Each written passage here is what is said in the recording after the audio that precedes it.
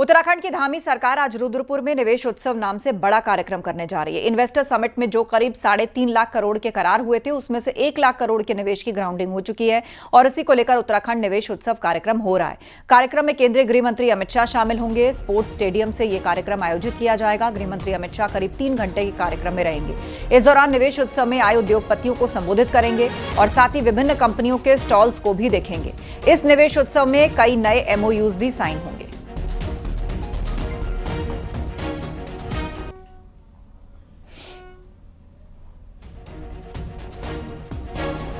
तो समिट में करीब 3.5 लाख करोड़ के करार हुए हैं। 1 लाख करोड़ का निवेश देवभूमि में महाकुंभ का निवेश का महाकुंभ लगा है और किस क्षेत्र में कितने करोड़ का निवेश जिसका लक्ष्य रखा जा रहा है वो हम आपको बता रहे हैं। 1 लाख करोड़ के निवेश की ग्राउंडिंग हुई है। समिट में करीब 3.5 लाख करोड़ करार हुए हैं।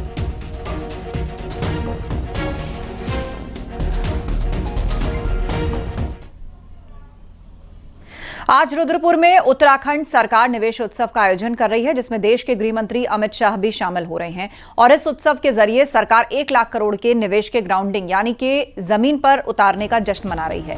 इसके साथ ही नए निवेश का लक्ष्य निर्धारित कर रही है। इस निवेश उत्सव को लेकर मुख्यमंत्री पुष्कर सिंह धामी के अपर सचिव बंशीधर तिवारी ने न्यूज 18 से खास बात की। उन्होंने कहा कि सरकार राज्य में हर तरह के औद्योगिक विकास की राह खोल रही है। उत्तराखंड में राज्य की पुष्कर सिंह धामी सरकार उत्तराखंड निवेश उत्सव मना रही है और आज रुद्रपुर में गृह मंत्री अमित शाह की मौजूदगी में यह निवेश उत्सव थोड़ी ही देर बाद होगा। इसकी तैयारियां पूरी हो चुकी हैं। मेरे साथ मुख्यमंत्री के जो अपर सचिव हैं वो मौजूद हैं, बंशीधर तिवारी जी। बंशीधर तिवारी जी, क्या पूरा का पूरा रहने वाला है इस जो इन्वेस्टमेंट समिट है, जो आपका ये पूरा का पूरा निवेश उत्सव है, इसके जरिए क्या मैसेज दे रही है सर? आप सभी का इस कार्यक्रम में स्वागत है। और जब 2 वर्ष पूर्व लगभग इन्वेस्टर समिट का आयोजन किया गया था और माननीय प्रधानमंत्री जो इसमें बतौर मुख्य अतिथि शामिल हुए थे, उस समय 3.5 लाख करोड़ के आसपास के MOU हुए थे और माननीय मुख्यमंत्री जी का बड़ा स्पष्ट कहना था कि ये सिर्फ कागजों तक सीमित न रहे, इसको धरातल पर उतरना चाहिए। लगातार उसकी समीक्षाएं भी की और 1 लाख करोड़ के से ज्यादा का निवेश अब तक ग्राउंडिंग हो चुकी है, वो धरातल पर उतर चुका है। इस कार्यक्रम का आयोजन किया गया है ताकि एक तो जो जिन्होंने इसमें रुचि दिखाई है उत्तराखंड में, उनको सम्मानित किया जाए, उनको रिकॉग्नाइज किया जाए, साथ ही साथ और लोगों को बताया जाए कि कितने अच्छे तरीके से हमने इस मुकाम को हासिल किया है। कौन बड़े इसमें अतिथि रहने वाले हैं, कौन बड़े स्पीकर्स रहने वाले हैं जिनको सुनेंगे यहाँ अमित शाह जी के अलावा? देखिए, माननीय गृह मंत्री जी हैं ही, माननीय मुख्यमंत्री जी भी रहेंगे और जो नीतिगत बदलाव किया गया, जैसा मैंने बताया, 40 से ज्यादा नई नीतियां लाई गई, उनको इन्वेस्टर फ्रेंडली बनाया गया। औद्योगिक निवेश के अगर नजरिए से हम देखें, साथ ही साथ स्वरोजगार के नजरिए से, ताकि जो प्रदेश का युवा है वो स्वरोजगार को कर सके। 100% तक की सब्सिडी देखें आप पर्यटन के क्षेत्र में है। मुख्यमंत्री स्वरोजगार योजना है, वो भी बहुत अच्छी है और उसमें लोगों ने काफी रुचि दिखाई है। इसी तरह से कीवी मिशन है, एप्पल मिशन है, पाली हाउस के लिए जो सब्सिडी दी जा रही है, तो कुल मिलाकर के एक बड़ा अच्छा नीतियों के बदलने से एक माहौल बना और निवेशक आकर्षित हुए। सर, अलग अलग सेक्टर्स हैं, मैन्युफैक्चरिंग है, उसके अलावा IT का सेक्टर है। अगर हम देखें तो सबसे ज्यादा इन्वेस्टमेंट का सेक्टर है, यानी सबसे ज्यादा इन्वेस्टमेंट किस सेक्टर में हमें पिछले 3 साल के भीतर? देखिए, अगर आप सबसे ज्यादा की बात करें तो एनर्जी में 40,000 करोड़ की ग्राउंडिंग हुई है। पंप स्टोरेज पॉलिसी लाई गई और उसमें कई निवेशक आए, उन्होंने रुचि दिखाई, जिसमें हाइड्रो पावर जनरेशन का है और इसके साथ ही साथ जैसा मैंने बताया सोलर का बहुत अच्छा स्कोप है, उसमें भी लोगों ने रुचि दिखाई है।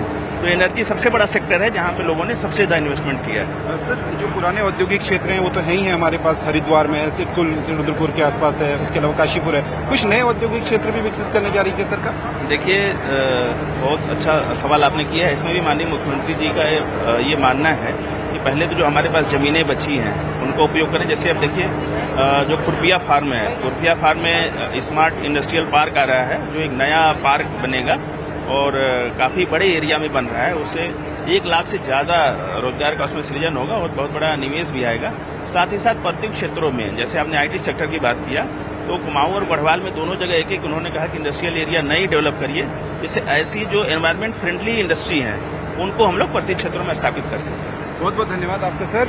मुख्यमंत्री के अपर सचिव बंशीधर तिवारी जी हमसे बात कर रहे थे पूरे के पूरे इस जो निवेश उत्सव है उसके बारे में। शैलेंद्र नेगी, न्यूज 18 रुद्रपुर। योगी सरकार महिला आर्थिक सशक्तिकरण की मिसाल बन रही है। ओडीओपी, उज्ज्वला, मिशन शक्ति जैसी योजनाओं ने तस्वीर बदली है। होमगार्ड से लेकर पुलिस, शिक्षक भर्ती में महिलाओं को प्राथमिकता दी जा रही है। तकनीकी और व्यावसायिक शिक्षा में भी महिलाओं की भागीदारी बढ़ी है। WEE इंडेक्स में लखनऊ, वाराणसी, झांसी, गौतम बुद्ध नगर, प्रयागराज शीर्ष पर हैं। 75 जिलों का विश्लेषण, 49 संकेतक और 15 विभागों से आंकड़े जुटाए गए हैं। उद्यमिता, रोजगार, शिक्षा, कौशल, सुरक्षा और परिवहन पर फोकस है। महिला सशक्तिकरण के मामले में योगी सरकार इतिहास रच रही है। दरअसल उत्तर प्रदेश में महिलाओं के सशक्तिकरण के मामले में जो WEE सूचकांक में उत्तर प्रदेश के कई जिले शीर्ष पर हैं। इसमें चाहे लखनऊ हो, वाराणसी हो या फिर झांसी हो, गौतम बुद्ध नगर हो, ऐसे तमाम जिले शीर्ष पर हैं जो WEE का सूचकांक है। और जाहिर सी बात है कि उत्तर प्रदेश में जहां महिलाओं के मामले में, उनके सशक्तिकरण के मामले में, चाहे वो परिवहन हो, शिक्षा हो, रोजगार हो, उद्यमिता हो, हर मामले में महिलाएं आगे बढ़ रही हैं।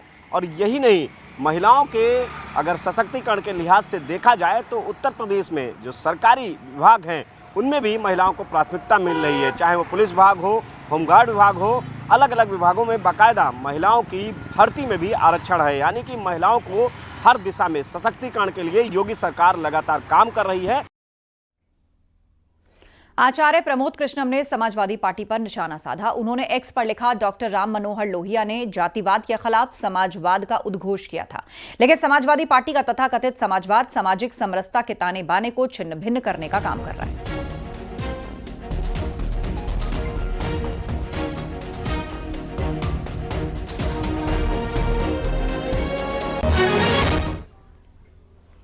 कांवड़ यात्रा के अलग अलग रंग आपको दिखाते हैं। यात्रा के कई अद्भुत रंग भी देखने को मिल रहे हैं।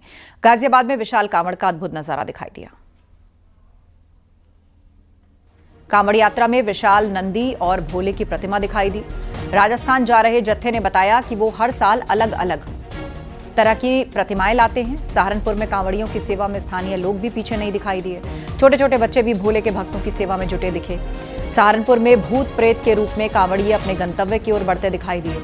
सहारनपुर में एक महिला भक्त 51 लीटर की कांवड़ लेकर आगे बढ़ती दिखाई दी। अकेले ही महिला हरिद्वार से 51 लीटर जल लेकर आई है। एटा में कांवड़ यात्रा को लेकर पुलिस प्रशासन सतर्क है। अपर पुलिस अधीक्षक ने खुद कांवड़ रूट का निरीक्षण किया। कांवड़ियों की सुरक्षा को लेकर अधिकारियों को जगह जगह बैरिकेडिंग ड्रम लगाने के निर्देश दिए। संभल में भी शिव भक्त कांवड़ियों की धूम मची है। नाचते गाते हजारों कांवड़िए हरिद्वार रवाना हो रहे हैं। कई कांवड़िए धर्मनगरी से जल लेकर वापस पहुंच रहे हैं। शामली के मुस्लिम नेताओं ने हिंदू मुस्लिम भाईचारे की मिसाल पेश की। विधायक अशरफ अली खान और विधायक प्रसन्न चौधरी ने कांवड़ियों पर पुष्प वर्षा की।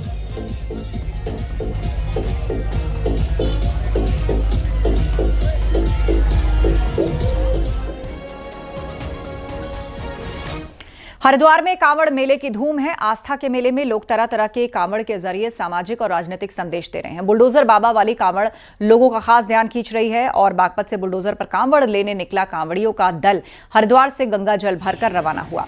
बुलडोजर पर मुख्यमंत्री योगी आदित्यनाथ की तस्वीर लगी है और कांवड़ियों का कहना है कि योगी राज में यूपी में कानून व्यवस्था में सुधार आया है और आपराधिक तत्वों की शामत आई है।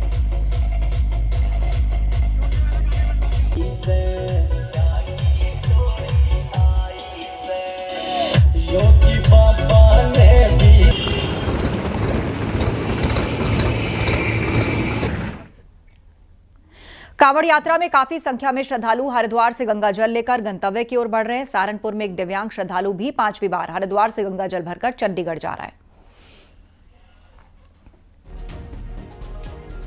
क्या नाम है आपका? राजू नाम है।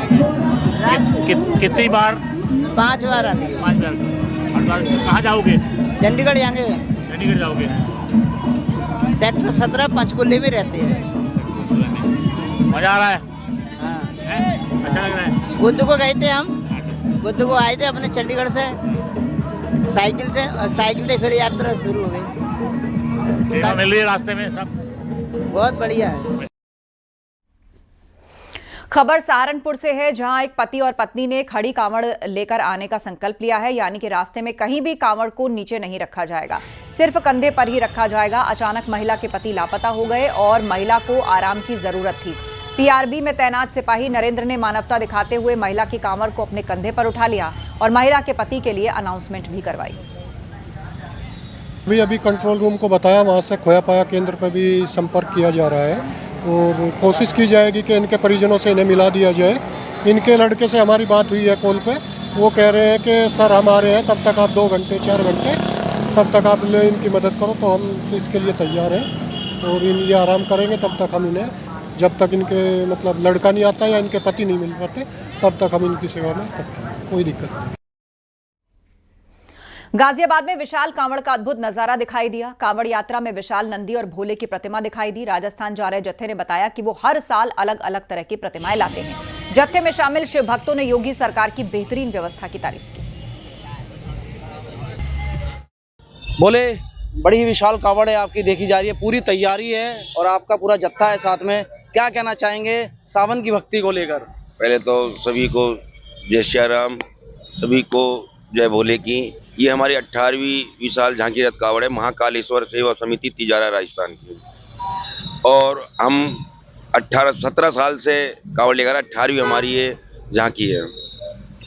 बम बम भोले का उद्घोष हो रहा है। बिल्कुल हो रहा है सर, जय भोले की जय बम बम। तो ये कौन सी कावड़ है आपकी? ये सर हमारी 18वीं कावड़ है। प्रत्येक वर्ष ऐसी जाते हैं? बिल्कुल, इससे बढ़ के ही आती है हर साल। इसके बाद ये जो विशाल कावड़ आप लेके जा रहे हैं, कहाँ पर विराजमान करेंगे? ये हम इससे पहले भी हमने मंदिरों में मूर्ति स्थापना की है, इससे पहले शमशान घाट में भी किए हैं, तो हम देख के जगह देख के कहीं ना कहीं इस पे कर देते हैं। मतलब मूर्ति स्थापना करेंगे आप? ये क्या कहना चाहेंगे बाकी प्रशासन को लेकर? क्या सुविधा रही है? उत्तर प्रदेश में आप हैं, राजस्थान जा रहे हैं। प्रशासन बहुत अच्छा रहा है यहाँ पर, सब सारी सुविधा है, सब कुछ है, सब मस्ती में मस्त है, भोले की सारी सुविधा सब। मथुरा में थाना बलदेव इलाके में यमुना एक्सप्रेसवे पर सुबह सुबह अलग अलग हादसे हो गए। यहां अज्ञात गाड़ी की टक्कर से कार पलट गई। इस हादसे में 6 लोगों की मौत हो गई, जबकि 2 की हालत गंभीर है। कार सवार दिल्ली से कानपुर जा रहे थे। वहीं एक अन्य हादसे में बस और ट्रक की भिड़ंत हो गई। इस हादसे में बस में सवार 24 लोग घायल हो गए। हादसे के बाद राहगीरों ने पुलिस को सूचना दी और सूचना मिलने पर पुलिस मौके पर पहुंची। कार सवारों को बाहर निकालकर अस्पताल भिजवाया। घटना की जानकारी मिलते ही डीएम और एसएसपी भी अस्पताल पहुंचे और उन्होंने घायलों से बात करके उनका हालचाल जाना। सीएम योगी ने इस हादसे पर दुख प्रकट किया है। उन्होंने मृतकों के परिजनों को सांत्वना दी, घायलों के बेहतर इलाज के निर्देश दिए। इसमें एक इको गाड़ी जो कि दिल्ली से आगरा जा रही थी, वो संभवतः ड्राइवर को नींद आने के कारण आगे चल रहे हैवी व्हीकल में जाकर टकरा गई, जिसमें कि मौके पर ही इको सवार 6 लोगों की मृत्यु हो गई और 2 लोग उसमें गंभीर रूप से घायल हैं, जिनको उपचार हेतु अस्पताल में भर्ती कराया गया। उनका बेहतर से बेहतर इलाज कराया जा रहा है। चित्रकूट में सड़क किनारे खड़े बालू से भरा ट्रक रोड धंसने से अनियंत्रित होकर पलट गया। ड्राइवर क्लीनर बाल बाल बचे। घटना शहर कोतवाली क्षेत्र के भौरी पहाड़ी संपर्क मार्ग की है, जहां पर एक ट्रक बालू से भरा खड़ा हुआ था। तभी ट्रक के पास सड़क के धंसने से वो अनियंत्रित होकर पलट गया।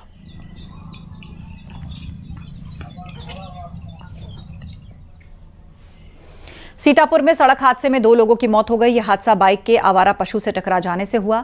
बाप बेटे के एक साथ मौत से परिवार में कोहराम मच गया। पुलिस ने शवों का पंचनामा करके पोस्टमार्टम के लिए भिजवाया। दोनों घर वापस लौट रहे थे, तभी रामकोट थाना क्षेत्र में यह हादसा हुआ।